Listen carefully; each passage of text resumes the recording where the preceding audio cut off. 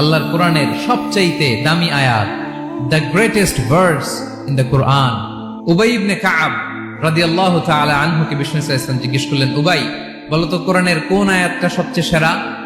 উবাই জানেন, তারপরে বললেন আল্লাহু ওয়া রাসূলুহু আ'লাম, আল্লাহ রাসূল ভালো জানেন। দেখেন কত বিনয়ী ছিলেন সাহাবারা, জেনেও উত্তর দিতে চাইতেন না, ভাবতেন না জানি বিষ্ণুনবী নতুন কিছু আমাদেরকে জানায়। বিষ্ণুনবী আবার বললেন, তুমি কি জানো কোরআনের সবচেয়ে শ্রেষ্ঠ আয়াত কোনটা? এবার উবাই ভাবলেন এবার আমি উত্তরটা দিয়েই দেই। তিনি বললেন আয়াতুল কুরসি, আল্লাহু লা ইলাহা ইল্লা হুয়াল হাইয়ুল কাইয়ুম, এটা শ্রেষ্ঠ আয়াত। বিষ্ণুনবী খুশি হয়ে উবাই ইবনে কাবের বুকে একটা চাপড় মারলেন, এরকম আদরের চাপড় দিয়ে বললেন, লিয়াহনিকাল ইলমু ইয়া আবুল মুনজির, হে আবুল মুনজির, জ্ঞান এবং প্রজ্ঞা তোমার জন্য মোবারক হোক, তুমি ঠিক বলেছো। সুবহানাল্লাহ পড়ে।